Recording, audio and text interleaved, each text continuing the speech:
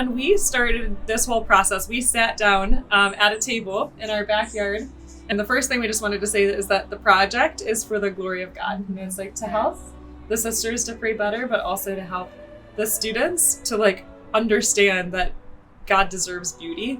And especially as artists, we wanted to help them to use their gifts for the glory of God. So we talked about that first because that's really the most important thing. So the first week was spent largely cutting glass. So we buy glass in these large sheets, and I went to the glass store and picked out all of the colors that we would want for the design, which I had already laid out.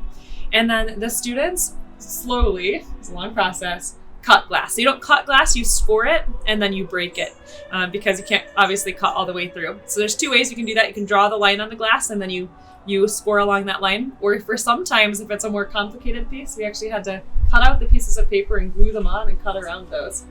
That was about a week that we spent cutting the glass pieces. After you cut them, you have to kind of grind them down so they're nice and smooth.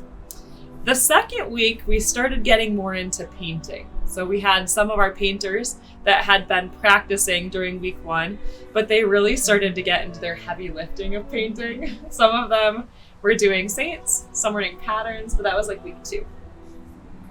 And then after that, we ended up getting a kiln. Because as it turns out, surprise. When you paint the glass, then you have to fire it at 1,150 degrees Fahrenheit. Yes. You want those lines to last. So it's not just your classic acrylic paint. When you put glass paint on, you have to fire it so it's going to stay. It almost kind of melts into the glass and becomes permanent. So then after that, we had to kind of start piecing the pieces together. It's kind of like a glass puzzle with no frame. So we started lining up all of the pieces that we had cut and then fired. And then we kind of lay them out into a puzzle. The way they fit together is with something called lead cane. Lead cane is the metal that is everything you see in stained glass. It kind of looks like a little H. And you fit the two pieces of glass in there together like this, and it holds them all together. So as you're kind of building, you build on this board and you nail in nails to hold everything nice and tight because you don't have a frame like you would in a normal puzzle. But that's when it starts to actually look like a window and not just a whole bunch of individual shapes.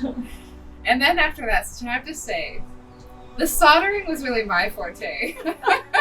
So you did great. I was a natural at that step, just melting pieces of lead together. Yes, so I enjoyed that. She looked very natural in her chemistry goggles. Many people know that she's quite the natural chemist. Yes, I am. Soldering everything together, and then of course we wanted our lead lines to look nice. Mm-hmm. So putting that final touch on them. Finishing is quite a process too. It's not solid until you add a couple of things. The first one that you want to add is cement. So we spent a couple of days packing cement under those lead lines. So imagine it again like an H. We kind of jammed in cement, which will harden and become 1, waterproof, and 2, give the window a lot of stability. And then finally, the last finishing task is to darken the lead lines. You don't want them to be too obvious. So we put something on called a patina, which actually is a chemical reaction with the lead, and turns it this dark, beautiful dark color. Yeah, so the windows look beautiful, sister, in the end. Sister Miriam, we finished our task today, and we were so proud of the students, and we got to celebrate at the end. We kind of lined them all up so we could see what they will look like in the light. It was pretty neat. Sister, what would you say is something you're most grateful for during this time of working on this project, something that's blessed you? The first thing that comes to mind is really the virtue of the students that we got to work with, because they freely gave pretty much the whole month of June 2022.